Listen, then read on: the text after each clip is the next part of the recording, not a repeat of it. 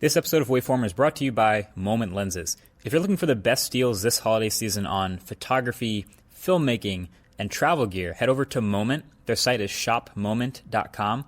They have over 30 brands in stock with some of my favorites like Peak Design, love them, DJI, Rode, and Hoya. So we're talking bags, drones, gimbals, lenses, cases, tripods, all that sort of stuff.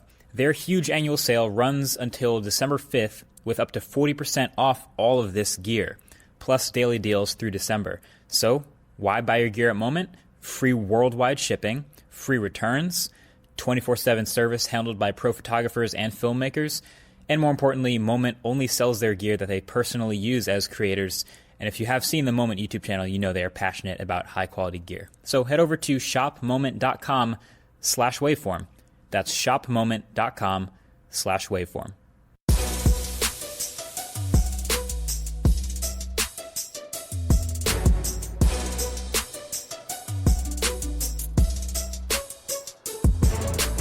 Hey, what's up, everyone, and welcome to episode 10 of the Waveform podcast. So I'm your solo host today. So Andrew is on his honeymoon this week. He just got married. Huge congrats to him on getting married. Definitely hit him up and congratulate him too on Twitter if you can. But yeah, this may be the most I've talked into a mic in a while, but we'll do it anyway. For some reason, I do have a lot to say. We'll start with a little friendly competition, then get right into why Motorola's Razr event may have hit bingo for the worst tech event of all time, maybe. And then we'll get into Cybertruck, of course, and then the rest of the tech of the hour. So there's some good stuff. Then we'll do some Q&A. Let's get it.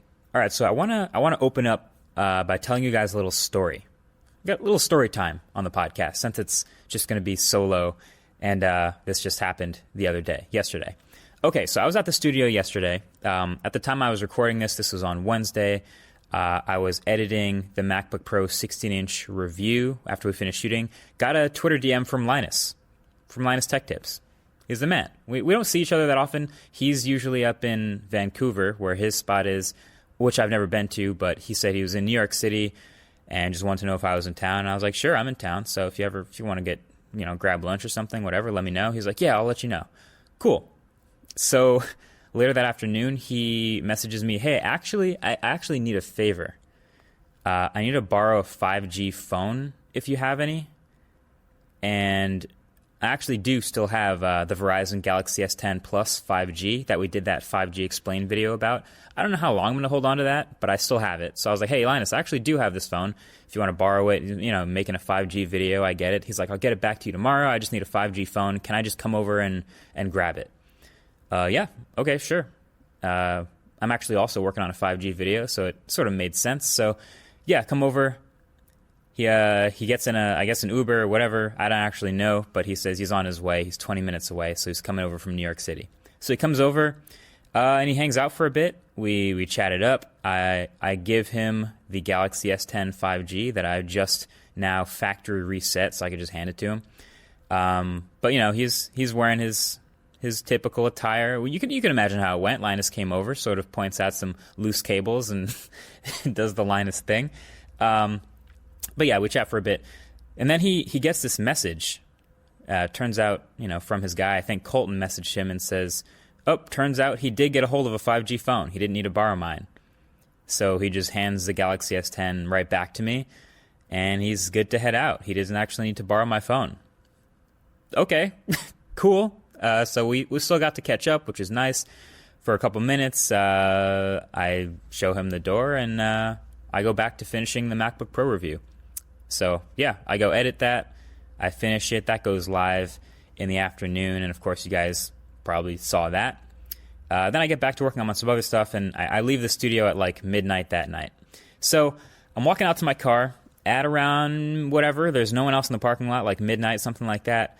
And weirdly, my car has some weird stuff on it, and it's kind of dark, so I can't really see very well. So I'm walking up to my car, and sure enough, there's a fake license plate on my car that says sub to LTT. Huh. It's printed in Comic Sans, and it's just attached to my actual license plate. So now my car has a sub to Linus Tech Tips license plate. And 3 pairs of Linus Tech Tips underwear on the hood of my car. The new car, too, Phantom, the one that just got wrapped that I'm like trying to take a super good care of. Yeah, he got me. I mean, there's no other way. There's no way anyone else would have happened to do that the same day Linus visited. I'm trying to figure out, when he left, did he do that? Or did he do that on his way back to New York City or when he got here? When did that happen? And the best part is this is on Phantom. So this new car that I just got has those extra cameras and the dash cam and Sentry mode. And I had just turned off Sentry mode, so I don't have the footage of it. But I DM'd him, you clever, you got me. And yeah, it turns out Linus's entire reason for visiting the studio that day was to distract me so he and the rest of his team could go pull that prank while I was not near a window to see my car. And he was successful. So, on one hand, while I'm not a fan of vandalism, well done, Linus. Well done. I see your gamesmanship has stepped up in this race to 10 million. I kind of wish I had that Sentry Mode footage, but yeah, long story short, we can't trust Linus, guys. We can't trust Linus anymore between now and 10 million. Don't listen to anything he says. It's okay, though. I don't think we're going to be needing those underwear because we got to race. We got to win that race to 10 mil. Sub to MKBHD. Don't sub to LTT. We can't let Linus win. And I also may have some retaliation in the works, so don't worry. We won't get bullied like this. We'll make sure we get the way. But yeah, so if you wanna go ahead and tweet at Linus that he's a clever guy, feel free to do that. But yeah, you got me, Linus. Good job. Anyway, let's take a quick break, and we'll go ahead and talk through the latest in the tech world. I just felt like sharing that. The race to 10 mil is, of course, very close, but let's get back to it. All right, welcome back. So there's a whole lot going on in the tech world. Of course, it's been 2 weeks since the last episode, and in those 2 weeks was a couple of things, and I want to start with the Motorola Razr folding phone. And for me, the phone is, of course, really interesting. We were like looking forward to this for a while, but the focus shifted so much for me from the phone to just the event that they hosted the phone at. I talked about this on Philip DeFranco's podcast. He had a podcast called A Conversation With.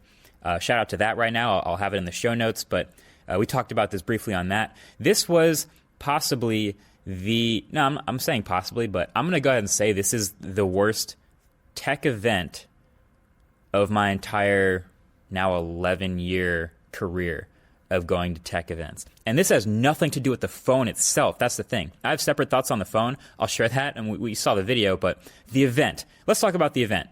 Okay, this hit bingo for all the things that can go wrong at an event. I think the compilation on top of this was I was really tired going into it because I had just flown from, let's see, what did I do? I flew from New Jersey to LA, then back to New Jersey to take delivery of Phantom, and then back to LA, all of that in like 2 days. So I was like, I'm here for this Motorola event, which is going to cheer me up. It's going to be amazing. Let's get it. The event. So a lot of companies throw their events during the year. You know, we see CES getting smaller and smaller because everyone realizes their phone can have their own event. Huawei, Samsung, Apple, everyone has their own style. Everyone's sort of copying a little bit from each other. But as press, as media, as a YouTuber, as an enthusiast who just wants to make a cool video about this phone, there's certain things that you look for in a tech event, and some companies are even really receptive about asking what sort of things you like. Having a hands-on area, that's always awesome. Pretty much all of them do that now. Having that hands-on area be well lit, having it have a lot of devices, not just like 4 devices, so everyone's like unable to use them. Having them be plentiful, be aesthetically pleasing. You know, all this stuff is optional, but you generally want it to be well organized, charismatic, just an overall well-structured event. Okay, so having said all that, Motorola, you can tell it's been a while since they've thrown a particularly high-profile event. You know, they still have phones coming out. They have their Moto Gs and their Moto Zs, and these things don't necessarily make a big splash, but they don't really do these huge events, and this was easily the most anticipated phone from them in a while, this folding Razr phone. So we get to the event, and it's actually, I'm there with Sam Sheffer's there. I'm waiting in line with him. Austin Evans is there. We all sort of end up just chatting, waiting in line. The email we all got said, plan to be there from 7 o'clock to 10 o'clock. And this is West Coast time, so it's already much later than most events. That's 10 p.m. on the East Coast that this is starting. So I get there at like 6:50. We're all waiting in line. Sam's there. He's got his original Razr. He's pumped. Austin and Ken are there. They've got their cameras. They're ready to go. We're ready to see this phone. We're going to make some videos. And 7 o'clock rolls around, and we're still waiting outside of this building because they're not letting anyone in. The line's sort of piling up. 7:05 rolls around. Nothing. 7:10. 7:15. And don't get me wrong, it's like a cool venue. It's in this container yard. There's imagery of the Razr everywhere. They're really leaning into the nostalgia of this phone. But 7:30 rolls around. We still haven't walked in. It was about 7:35, 7:40 when they finally opened the doors and let people in. So fine. That's not a huge deal. Things are allowed to be late, but that's just one little strike to keep in mind. So we all go in. There's the area where you sort of see this exhibit of the old Razr. You can see old Razrs and freezers where I get the pun. You put it on ice, you're bringing it back. Cool. We walk past that through another door, and we're back outdoors again. And basically there's just a DJ playing loud music. It's pretty bad, actually. Not that that's objective, but I thought it was pretty generic. My Apple Watch is telling me this music is really loud. You don't want to damage your hearing by being around here too long. I'm like, whatever. So we all get in. Sam, Austin, Ken, and I, we're all in there. And it's this sort of open area with a stage in the corner. And the DJ is on the stage, and then there's just a bar on the side and a bunch of people already in there. Some of them wearing suits. I guess they're executives, just kind of hanging out, getting drinks and chatting it up. Well, yelling it up over the music. Just sort of confusing. What? There's no seats. What? Are we gonna? Is the presentation happening on the stage after the DJ? What? Okay. Naturally, Austin and I sort of are poking around looking for where the hands-on area is going to be, because that's what you do at a tech event. You want to optimize your placement. You want to see the hands-on area. You want to get a chance to know when the event's ending. You can wrap it up and move over there with the camera and get to work. So all this is happening. We're not finding a hands-on area in our poking around, so it's just sort of like an empty outdoor space. Luckily, the weather's nice, but we're already sort of murmuring under our breath, is this the worst event of the year? This is the worst event we've been to this year, for sure, right? Yeah. And I don't want to put words in Austin's mouth, but we're kind of on the same page here. So, yeah, eventually, at 8 o'clock, finally the music sort of dims down, and a Verizon executive and a Motorola executive both walk out on stage together, and they do this sort of presentation about, hey, and it's not even a presentation, it's more just tapping the mic hey, is this thing on? Hey, thanks for coming, everyone who's here. I see y'all. We just want to say how impressive and important this collaboration is, and they're just saying this because this phone is a Verizon exclusive. But yeah, we're really pumped to be collaborating on this milestone project and this incredible new smartphone that's going to change the world, blah, blah, blah. And then they get off stage and the DJ comes back and the music turns back up. And what? There's still no chairs. What are we supposed to be recording? What's going on here? Yeah, so the music's back up. We're looking at each other what if there is no hands-on area? All the things that could go wrong, this event being an hour late, the hands-on area not existing or being terrible, this on-stage performance being weird, it's just checking all the boxes and bingo. We get this random brief imagery on the screen behind the stage of super close-ups of the phone. So I guess at this point, this is the reveal of the phone to everyone here. But everyone's just sort of still mingling around with loud music.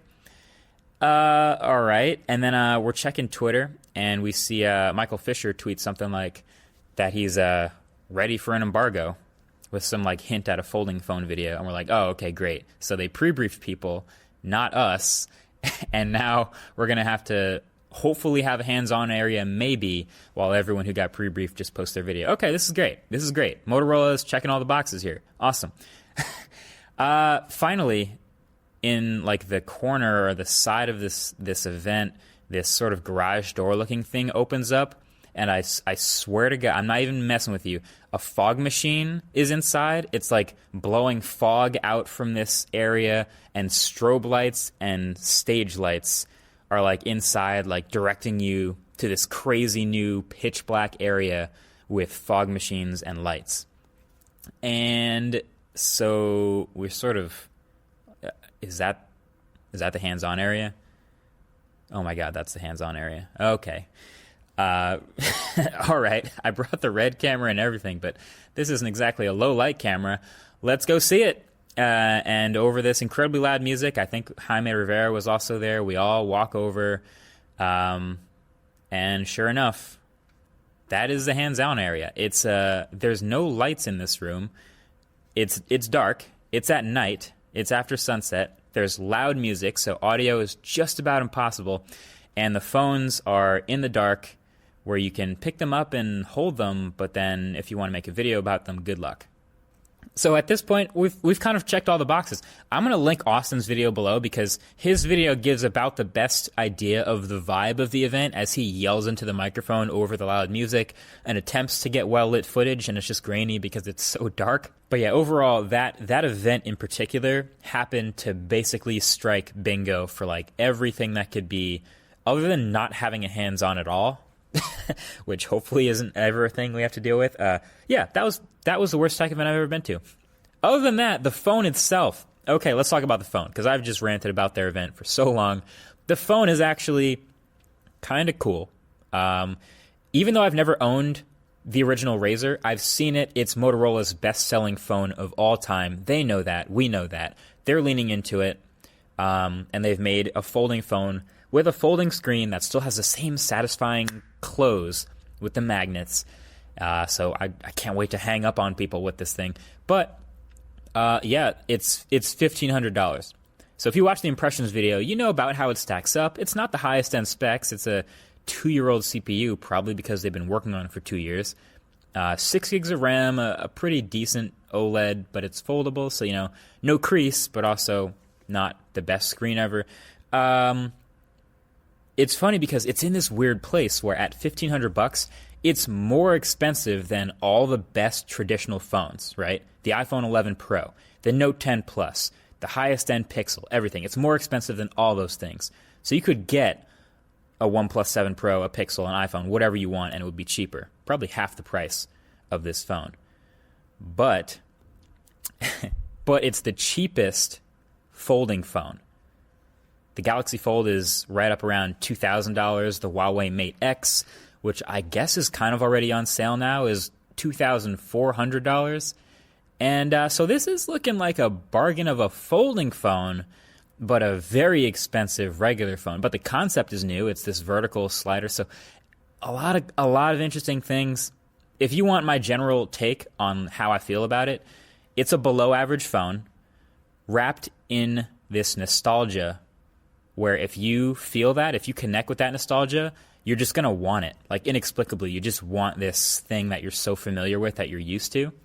But if you didn't have a Razr, like me, where, you know, this subpar screen and tiny battery and low-end chip and poor camera do not speak to me, and I don't think I would use this phone. So that's my hot take right now, is this is going to speak to people and suck a $1,500 hole out of your pocket if you do feel that nostalgic package. But as a phone, it's probably not that great. But it's also a first-gen phone, so I keep giving it like a nitpick pass. Like, I don't want to nitpick it, because I'm sure the second and third gen of these folding phones will start to refine these things. They'll get bigger batteries, they'll get better cameras and specs and higher-end stuff, and be more durable. But yeah, this first-gen Razr, it's a weird one. It's a weird one. I'll leave it at that. It's a weird one. Okay. After that, we had a video covering the Xiaomi Mi Note 10's 108 megapixel camera. Didn't review the whole phone, just for clarity. That was just about the camera because I was so fascinated with it. And not really a whole lot to say about that one. I was really just sort of pumped about it because it seems to be the sensor that Samsung plans on using for the Galaxy S11, which is pretty exciting that we're going to have multiple 100 megapixel cameras in these phones.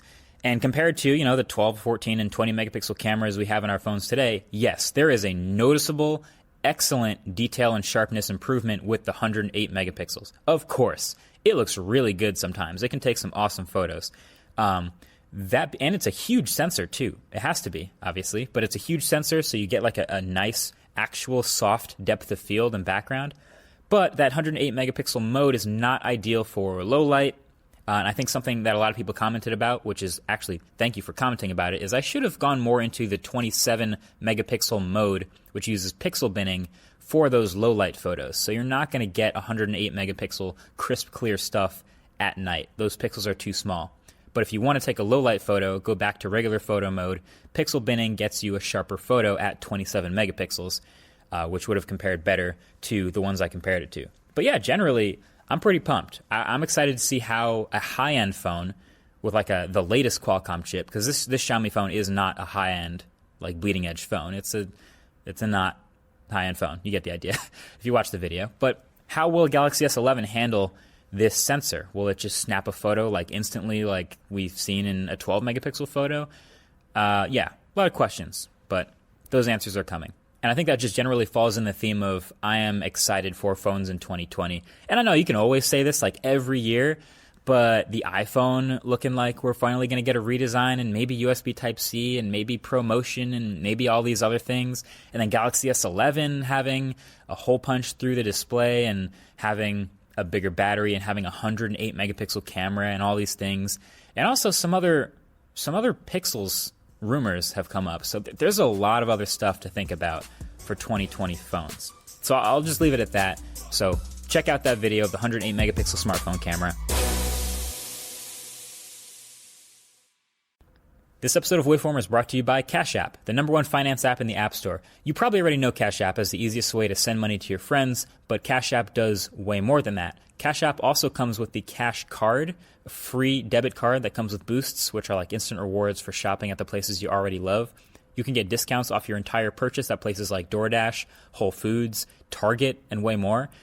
Cash App is also the easiest way to travel and grow your money with their new investing feature. So unlike investing tools that force you to buy entire shares of stock, Cash App lets you instantly invest as little or as much as you want. And this way you can still own a piece of any stock with just $1. Brokerage services are provided by Cash App Investing and subsidiary of Square and member SIPC. I'm also excited to be working with Cash App to support one of my favorite organizations, Team Trees. So when you sign up for Cash App and use the promo code WAVEFORM, not only will you receive an instant $10, but Cash App will also donate $10, or the equivalent of 10 trees, to the Arbor Day Foundation /Team Trees, whose goal is to plant 20 million trees around the globe by January 1st, 2020. $10 for you, 10 trees for Earth, win-win. So don't forget promo code WAVEFORM when you download Cash App from the App Store or Google Play Store today. This episode of Waveform is brought to you by Away. Whoever said it's all about the journey has never traveled during the holidays. It's the most stressful, craziest time of the year to hit the road, but Away's products are designed to work and fit together, making travel smoother for the holidays and beyond. Also, I was just talking about I had a pretty quick trip recently. I happen to be going back and forth between LA and the East Coast a lot, and the Away luggage was the perfect companion for those little quick 48-hour trips to make sure you have everything you need, but not too much. It's the whole organized package. Everyone has a unique travel style, which is why Away offers a range of suitcases made from different materials like polycarbonate, aluminum, and durable nylon, a variety of colors, and 2 carry-on sizes. So whoever you are and whatever you need to pack, gifts, comfy clothes, holiday treats, Away has luggage that just works for how you travel. And you already know the TSA people at the airport love that I can just pop the battery out in like half a second as soon as they ask. So all of Away's suitcases are thoughtfully designed to last a lifetime with durable exteriors that can withstand even the roughest of baggage handlers. Every suitcase comes with an interior organization system that includes a built-in compression pad to help you pack more in and a hidden and removable laundry bag for separating your dirty clothes. 4 360-degree spinner wheels guaranteed the smoothest roll even through the most hectic of airports and stations, and TSA-approved combination locks keeping your belongings safe. Away products are designed to last a lifetime, so if any part of your suitcase breaks, Away's standout customer service team will arrange to have it fixed or replaced. There's a 100-day trial on everything Away makes. Take the product out on the road, live with it, travel with it, get lost with it for 100 days. If you decide it's not for you, you can return any non-personalized item for a full refund during that period. No ifs, ands, or asterisks. Away offers free shipping and returns on orders within the contiguous US, Europe, Canada, and Australia. And we have a special offer for Waveform listeners. For $20 off any suitcase, bag, or anything, visit awaytravel.com/wave and use promo code WAVE during checkout. That's $20 off literally any suitcase or bag they sell. Visit awaytravel.com/WAVE and use promo code WAVE. And then I'll just go right to Cybertruck. Cybertruck happened, and that was if we're going to talk about tech events, a totally different event. The truck itself, one of the most polarizing products of the year.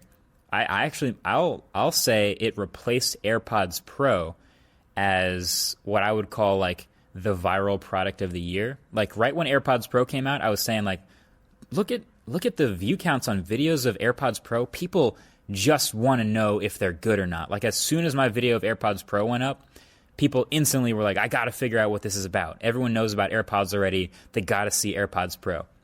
But Cybertruck, I think, is now, an even more talked about. It's kind of owned the internet for like a week now. The memes, the people talking about it, and the event itself. If I can talk about that briefly, Tesla events are sort of unlike any other tech company. They're a car company, of course, but they're still sort of in the tech world. So tech people go and there's a lot of fanboyism. It's Elon on stage. Anything he says, people will cheer for. Anything they do, Franz gets on stage, they lose their minds. And this was kind of a funny event because it was going really well until that glass breaking demo. And then the whole sort of mood of the presentation went down, but everyone in the crowd was still pumped because this truck is still sitting on stage and it looks wild. But yeah, if I look back at all the Tesla events we've seen in the past, they've managed to keep this thing a total secret, just like the Roadster. No one outside of the company had seen it. They had the one working prototype. They gave test rides in it.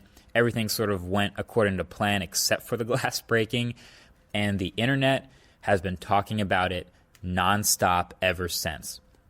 I'll say, watch the video I made of my first impressions, and then watch the video I made right after about why it's important and why I pre-ordered one. And I don't even know if I can call it a pre-order. It's literally just a $100 deposit to reserve your place in line to eventually place an order when they start production, which is it's so little. It's hilarious. $100.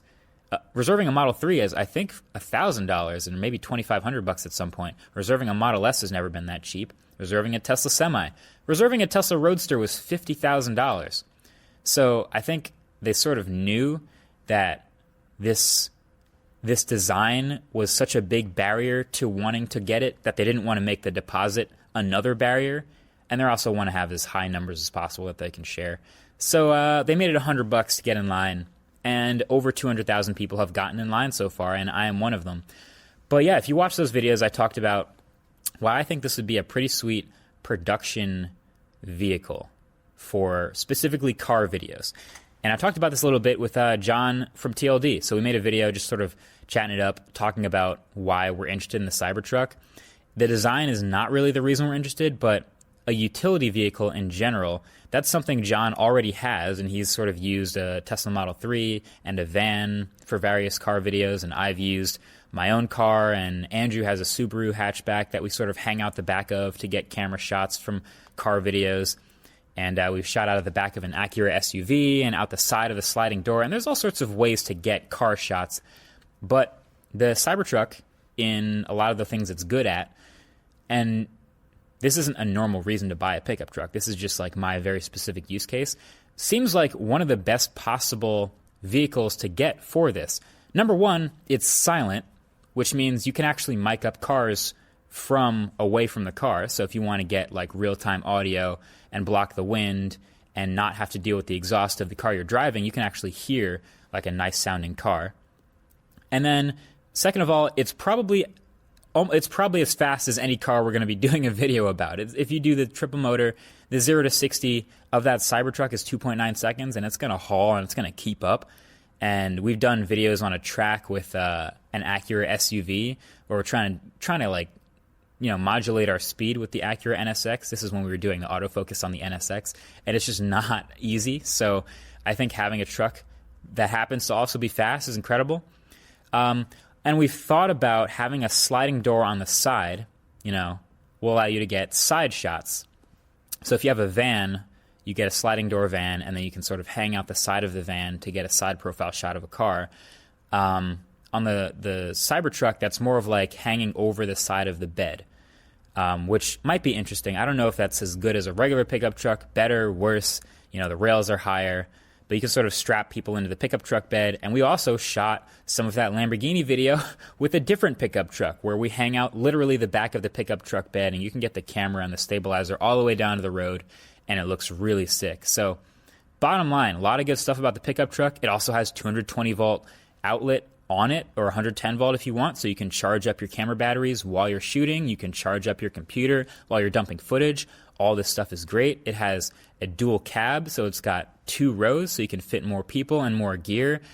It's just it seems like a pretty sweet production vehicle. It's got a lot going for it. So that was my reason for getting in line. It's a work car basically, but I know there's a lot of people who want to know towing capacity and how much it can haul and all these other things. And that's of course not why I'm getting the truck, but I'm super interested in if it actually comes out on time and does everything it says and how it'll do. And seeing it on the road is going to be wild. But yeah, viral product of the year for sure. The Cybertruck has gotten the most attention that I've seen. And also most polarizing product of the year. It seems like people still, 40,000 comments later, either love it or hate it. And here's how I started. At the Cybertruck event, it gets rolled out on stage. I'm immediately turned off. I don't want it. I never really wanted a pickup truck in the first place, but I was just sort of interested, like, what does this Blade Runner thing look like? Then it comes out on stage, I'm like, well, I don't need that. They go through all the specs and a lot of the most interesting stuff as they talk to real pickup truck enthusiasts. Zach from Jerry Rig Everything was there, and we talked about the specs and how they compare to his Tacoma. So it looked pretty cool, but obviously the design is pretty wild. And then the test drive, which for Tesla is notoriously effective. We did that test drive, and I was actually, like I said in the video, first in line for the test drive. So I was, right in line to get in right after Franz got out.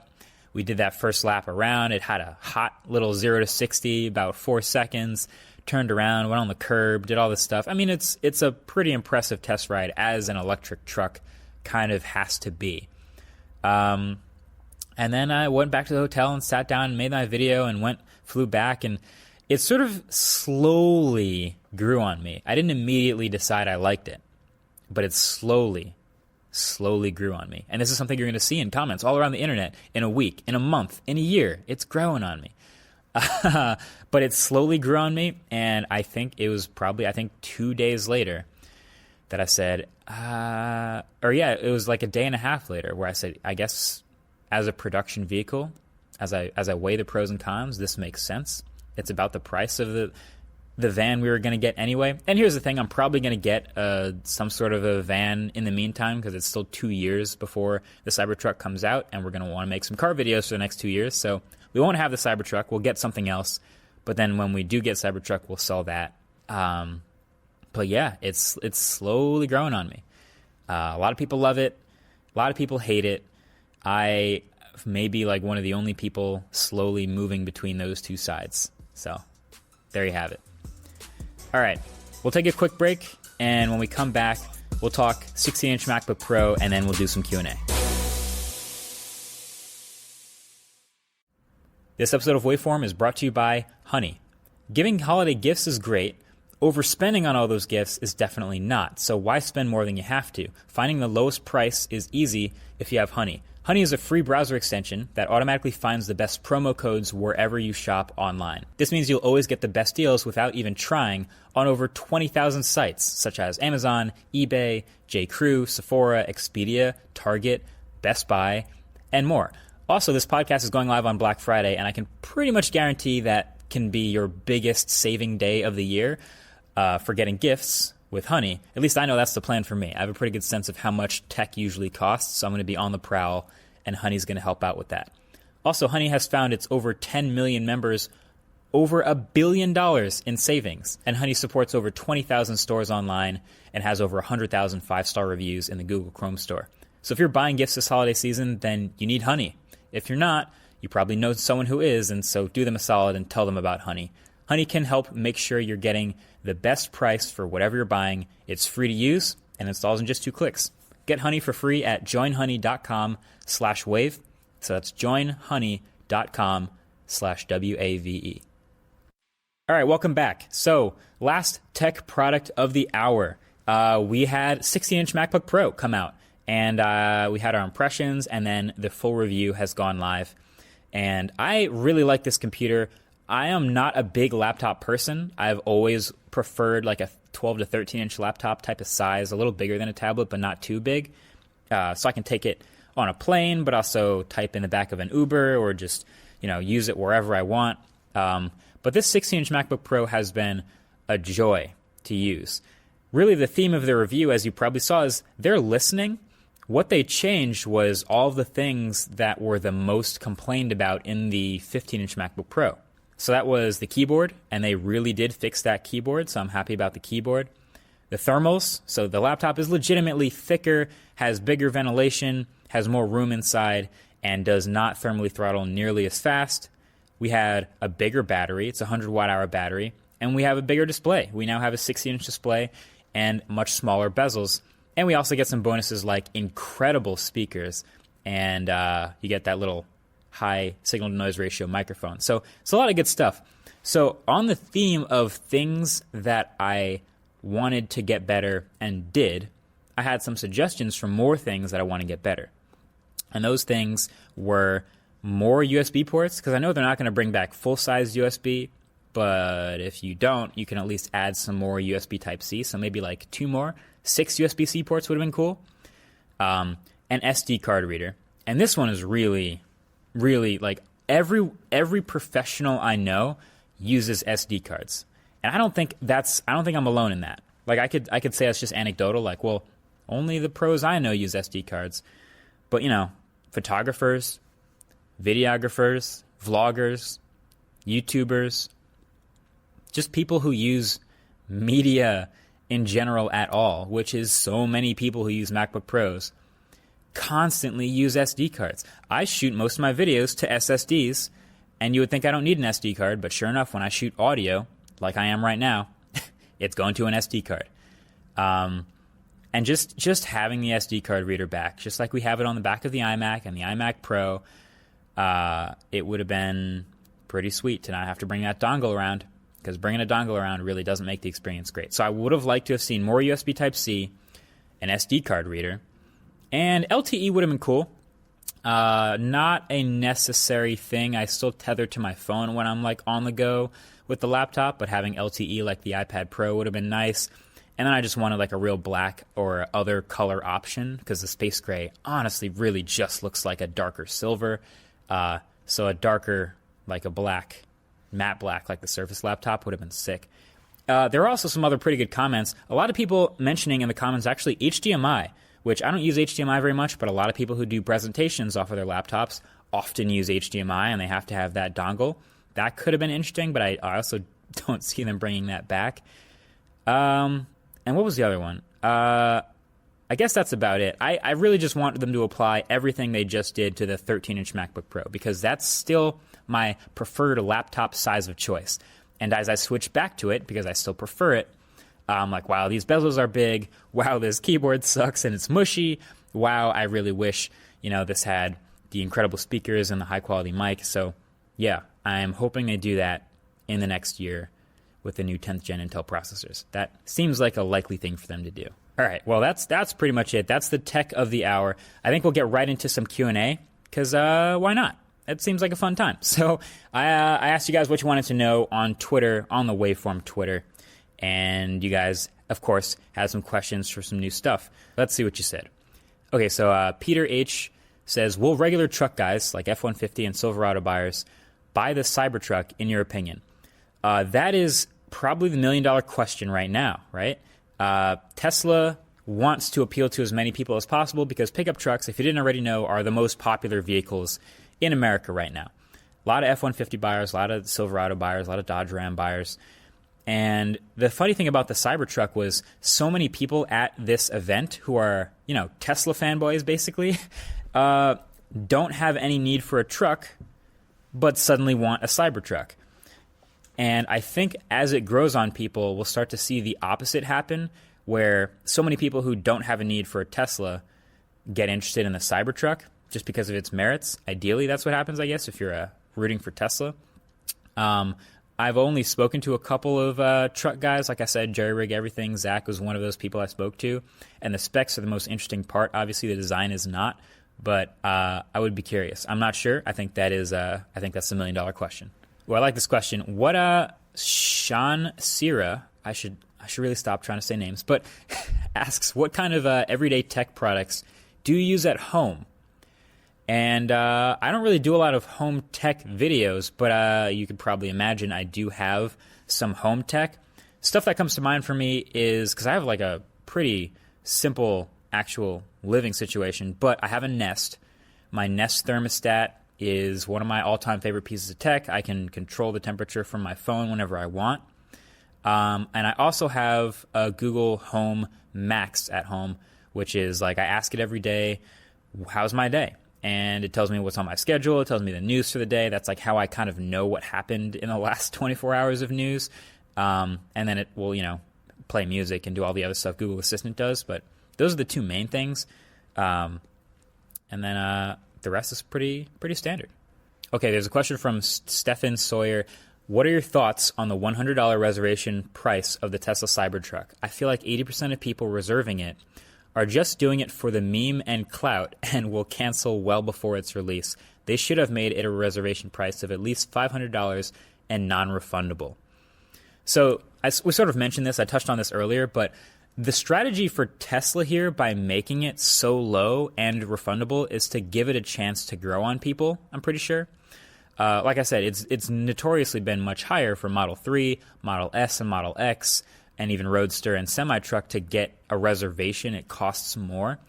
But if Tesla wants to show big numbers of reservations, they just make it a low price and a lot of people get in. The question is going to be, and this is going to be 2 years delayed, what percent of people cancel those pre-orders? The tweet said 80%. One number I've seen recently is about 25% of those initial huge number of Model 3 pre-orders did cancel. 25%. Which means they had a 75% conversion rate, which I think is pretty great for a car you've never seen. But I think Cybertruck's conversion rate, because so many more people are just getting in for $100, will be, I'm going to say it's going to be, I think the over-under is at like 50%. Will more than half of the people who put money down go for it, or less? I think right now I'd bet on the over. I think over 50% of people will cancel. Now, 50% is still a lot. It's still a car that most people have never seen, never ridden in, never driven. It's still a $40,000+ investment that they're converting people on. But yeah, that's the strategy for Tesla is, hey, look, investors, we just got 200,000 people interested in our truck. Yeah, we'll see how it goes. Someone says, when the Mac Pro becomes available, would you guys travel with that instead of the iMac Pro to edit content, or stick with the iMac Pro for traveling as it's easier to ship around? I think when we do still need to do mobile production of like high-end stuff, like with Red, it's still going to be iMac Pro because it's worked incredibly and the monitor is attached.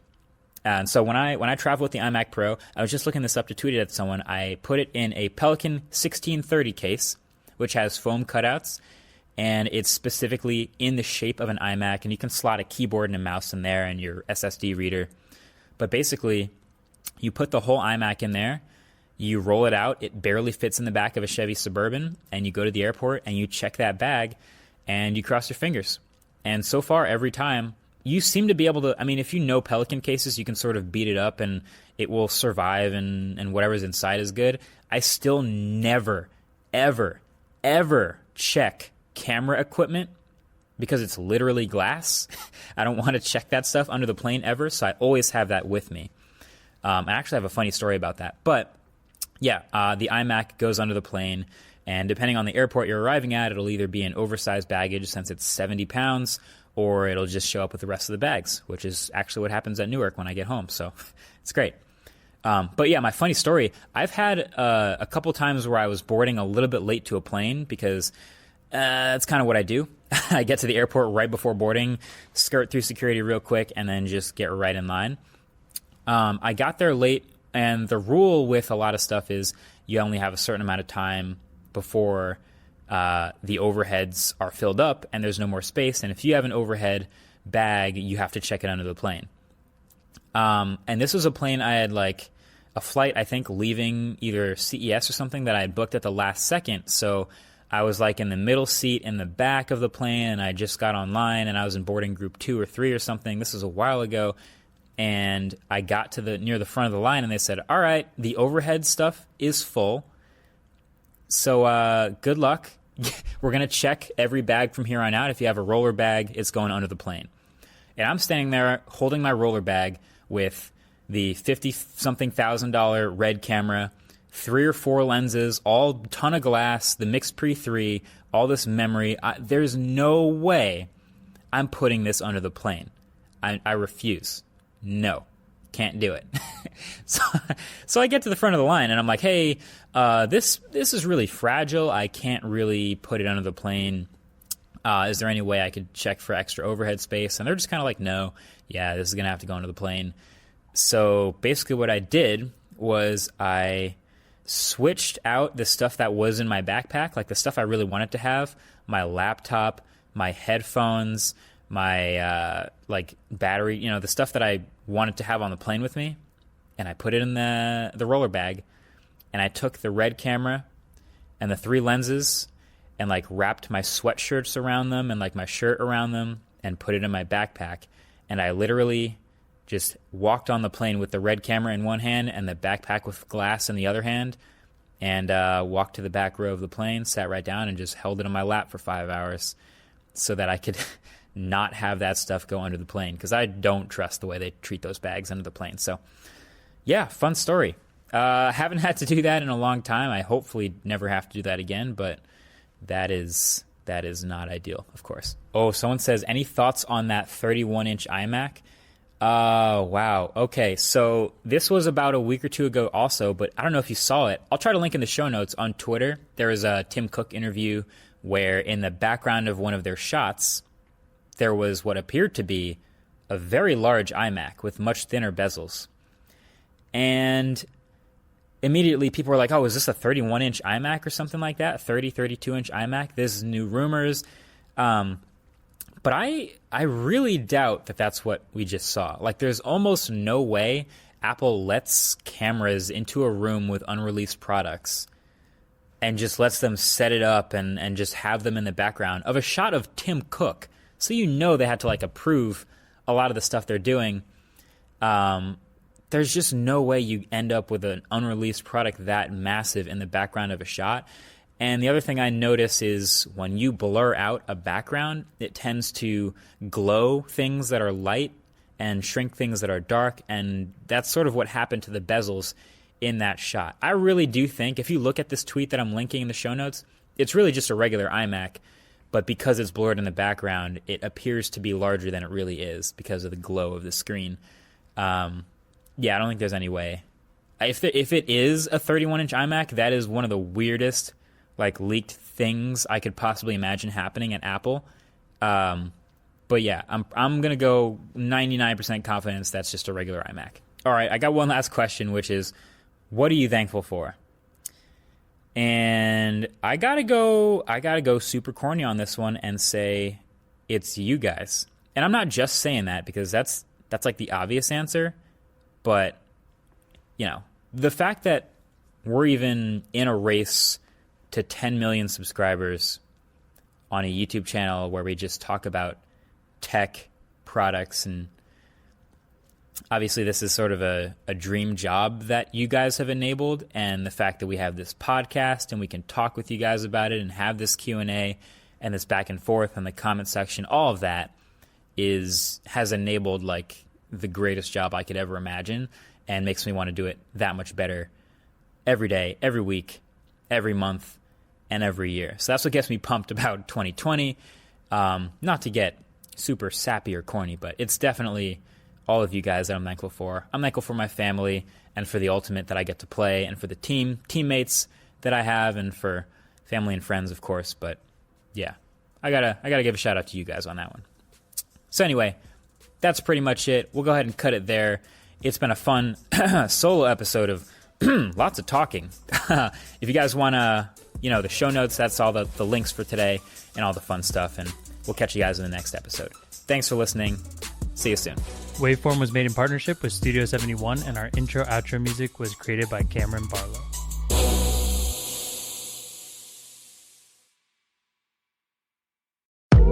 Guys, I'll make this quick so you can get back to your murder podcast or whatever you're listening to.